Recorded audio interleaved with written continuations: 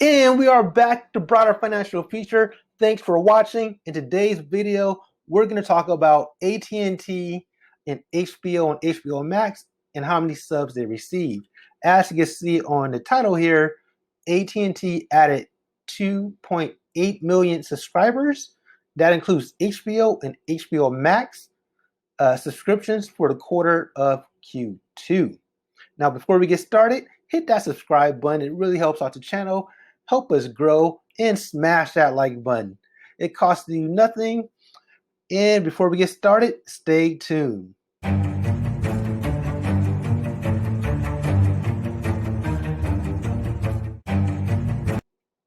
And a quick disclaimer here, I'm not a financial advisor. Any investment may involve risks, so it's important you do your own homework. And this video is strictly for entertainment purposes only. So let's jump into today's video. Now, it's all about AT&T and HBO Max and HBO. If you watched my videos in the past, I was a huge advocate for AT&T because I really loved the Warner acquisition, and I believed in HBO Max as a streaming service. As we all know, sometime next year, AT&T is going to spin off HBO Max with Discovery. But before we go there, I just want to talk about some news that's happening now. So HBO Max direct-to-consumer subscription revenue increased 39% year over year to $2 billion for the second quarter of this year. So that's some really positive news when it comes to HBO Max, something I definitely like to see. In addition, AT&T updated HBO and HBO Max subscription forecast to between 70 and 73 million globally by the end of this year.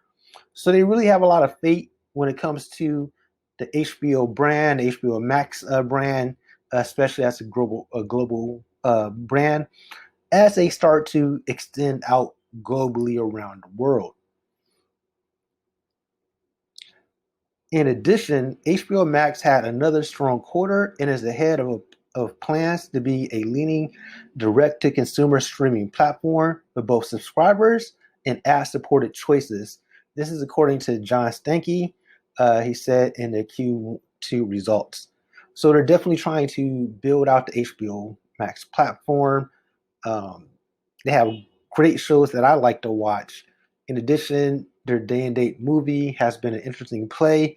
We'll see how this is going to play in 2022 and beyond. But right now, they got a little hook, bait, a little bit of bait when it comes to HBO Max as far as day and date movies with King Kong versus Godzilla, Space Jam, Tom and Jerry, The Little Things, and so forth.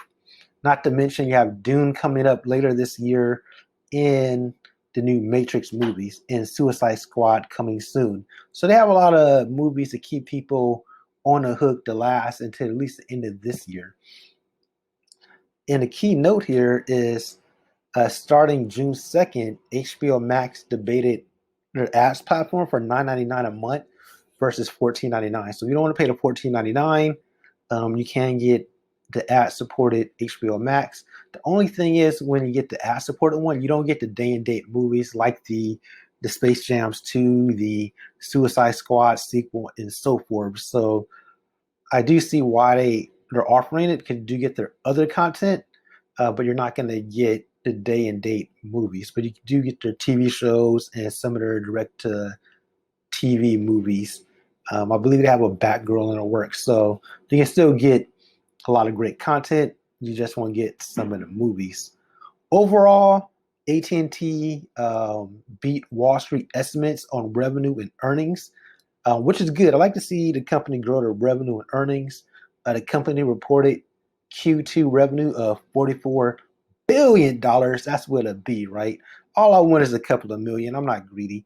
And that's up from 7.6% from $41 billion in a year ago. So they're definitely building out their revenue in their earnings. So that's a really positive. Some of my final thoughts are downside is their operating income was down 11.3% to $1.7 billion. And that's mainly due to their investment with HBO Max in the day and date release. So they had to pay a lot of people to make that happen, and higher sports costs overall. And that's according to AT&T. So their operating income margin was 19.2% compared with 28.4% in a year ago quarter. So you can see that the revenue and earnings is growing, which you want to see with a company, but you also want to see their operating income either remain flat or increase. But the cost of doing business, and that's for a lot of businesses, are going up. As you can see in the retail space, workers are demanding more money. You look at the car space, there's chip shortages and supply. So there's, depending on where you work at, things are moving up in cost. So those are just some of my thoughts when it comes to AT&T. I'm still holding. I'm not going to add any more shares. I plan on holding AT&T, but in due time, lower my overall holdings in AT&T. But I'm still going to remain a position in AT&T, especially until after the merger, because I do want my shares in this new business. But we'll see how things pan out.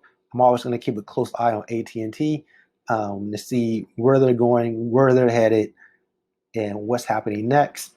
And if you're new to investing, I have links for Webull, Robinhood, and M1 Finance, and sometimes they give you offers. So we click on it, see what they have available, and it helps the channel. In addition to that, if you are into pen and paper, keeping tracks of your investing, I do have a investing journal link that I like that you can click on to purchase as well.